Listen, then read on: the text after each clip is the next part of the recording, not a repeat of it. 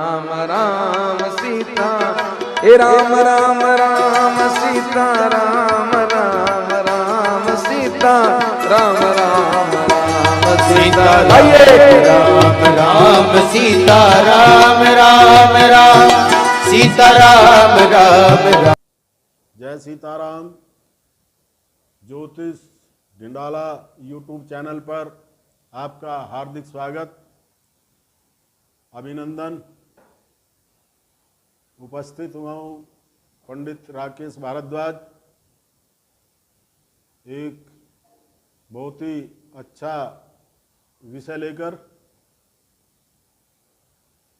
मकान में, भवन में हमें पूजा कहाँ पर करनी चाहिए, पूजा स्थल कहाँ पर होना चाहिए, पूजा करते समय हमारा मुख किधर होना चाहिए, उसकी कुछ जानकारियाँ जितना वीडियो के माध्यम से दे पाऊँगा वो दे रहा हूँ। आप सभी उसका आनंद लें और भरसक प्रयास भी करें कि उसमें हम सफल हो पाएँ।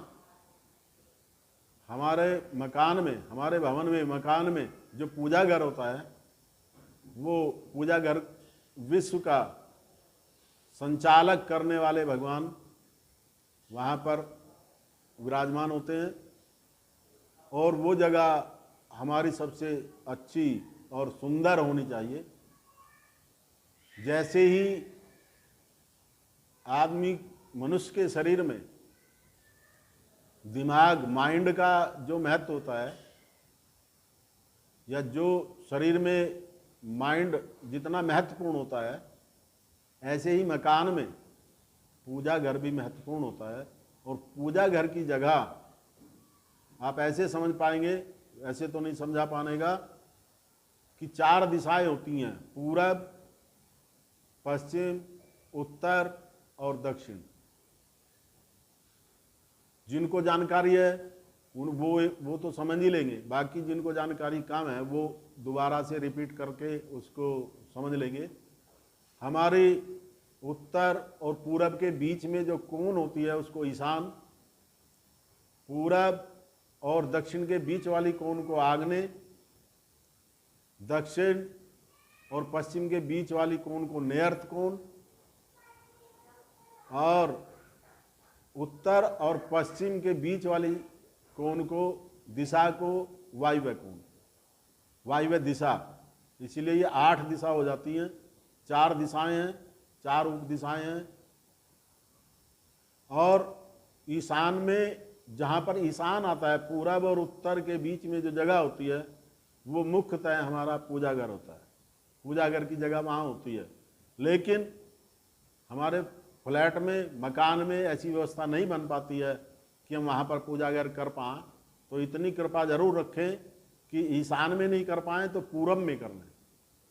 ईशान से पूरब की तरफ बीच में जो जगह होती है वहाँ पर बना सकते हैं। घर में सबसे महत्वपूर्ण पूजा घर है। पूजा घर का अच्छा होना, अच्छी दिशा में होना शुभ संकेत होता है।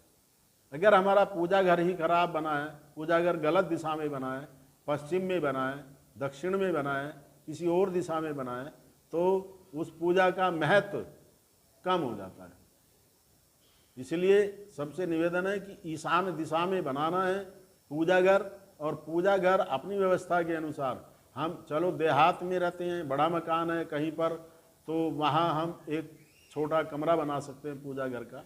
अगर वहाँ पर जगह नहीं है और हम किराए पर रहते हैं तो समस्या हो जाती है, तो वहाँ पर पर्दा जरूर डालें पूजा घर में। बगैर पूजा करने के बाद पर्दे का सिस्टम अपना बना के रखें। और एक निवेदन ये भी है कि वहाँ पर जो पूजा की स्थिति बनती है उसमें मंदिर जैसे बनाते हैं, लकड़ी का मंदिर बना देते हैं, तो वहाँ पर वो मंदिर नहीं बना है। अब ऐसे समझ सकते हैं, वास्तुकार बताते हैं, वास्तुकार लिखते भी हैं कि पूजा घर घर के अंदर होता है, लेकिन मंदिर नहीं होना, मंदिर नहीं होता। मंदिर में प्रतिष्ठित मूर्तियां होती हैं। मंदिर में जो संगमरमर की मूर्तियां होती हैं उनको प्राण प्रतिष्ठा कराया जाता है, तब वो मंदिर बनता है। अब इसलिए वो वाले मंदिर नहीं रखें, प्लेन रखें और अच्छी जगह वहाँ पर बनाएं, वहाँ पर पटरी रखें या बड़ा पटरा रखें, उस पर अपने इष्ट देव को स्थापित करें।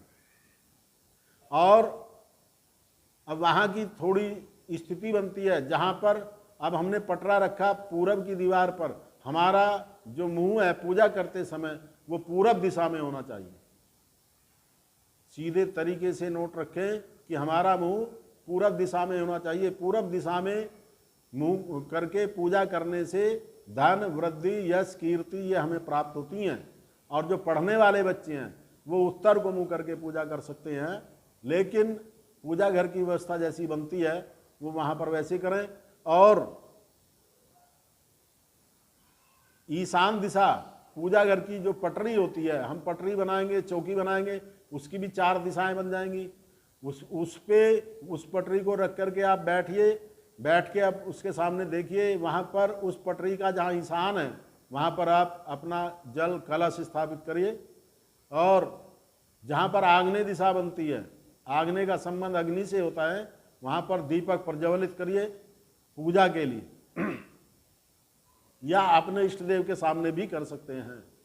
पूजा घर में साफ सुथरा रखें, अगर संभव हो सके तो वहाँ पर सोने की व्यवस्था नहीं बनाएं और ज़्यादा भारी वाला सामान नहीं रखें, खराब वाला सामान नहीं रखें, शुद्ध पवित्र चीज़ें रखें, गंगा जल रखें, गंगा जल रोजाना छिड़कें, दीपक जलाएं और वहाँ पर पूजा करें।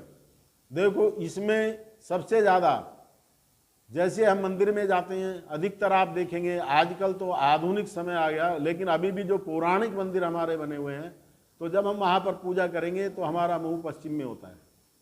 ये ध्यान रखिए, जब हम मंदिर में पूजा करेंगे, जितने पौराणिक मंदिर हैं, आधुनिक टाइम में, आधुनिक समय में तो जो लोगों ने मंदिर बनाए हैं बाद में उन्होंने दिशा का ध्यान नहीं रखा है, या जो भी उनकी व्यवस्था रही होगी अब ये, लेकिन पुराने जितने भी मंदिर हैं हम उसमें देखते हैं ज़्यादातर कि पश्चिम की तरफ मुँह करके पूजा करते हैं। वहाँ पर हमारे देवताओं का मुँह पूरब की तरफ होता है, लेकिन घर में उससे बिल्कुल उल्टा हो जाता है। घर में हमारा मुँह पूरब में होता है और देवता पश्चिम की तरफ होते हैं।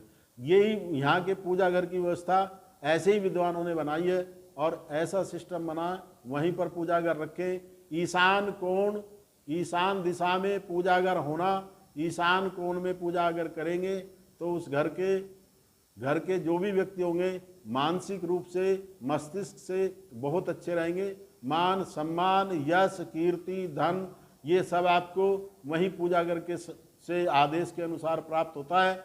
और जिसका पूजा घर अच्छा होता है, ये विशेषकर नोट करिए, जिनका पूजा घर अच्छा होता है, उस दिशा में बना होता है, उस घर में कोई एक आध छोटा मोटा कोई दोष होता है तो वो भी स्वतः ही खत्म हो जाता है। इसलिए पूजा घर का विशेषकर ध्यान रखें और वहाँ पर कोई भी लेकिन व्यवस्था बनाएं।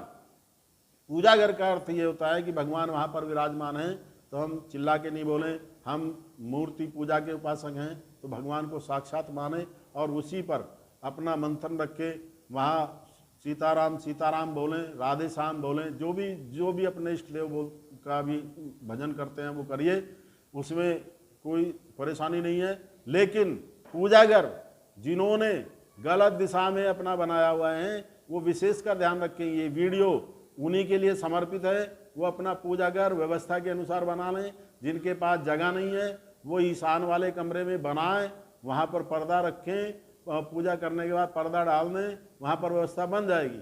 लेकिन जिन्हें मकान बनाना है, नया मकान निर्माण करना है, वो ईशान में पूजा घर जरूर बनाएं। और इसी अगली वीडियो रसोई घर कहाँ पर हो, क्योंकि एक वीडियो में बनाने में दिक्कत होगी, रसोई घर कहाँ पर हो, उसमें हम कैसे व्यवस्था बनाएं, ये आपको अगली वीडियो में सुनने को मिलेगा। जय सीताराम। और जय सीताराम ज्योतिष ढिंडाला यूट्यूब चैनल को आप शेयर करिए, लाइक करिए और सब्सक्राइब करिए और कमेंट में जय सीताराम जरूर लिखें। मेरा तो सबसे यही निवेदन है कि कमेंट में जय सीताराम जरूर लिखें, ताकि मुझे भी लगे कि हाँ सब लोग मुझे देख करके ऐसा लगेगा कि मेरी मेहनत सफल हो रही है। जय सीताराम, बोलिए सीताराम नारायण भगवान की जय।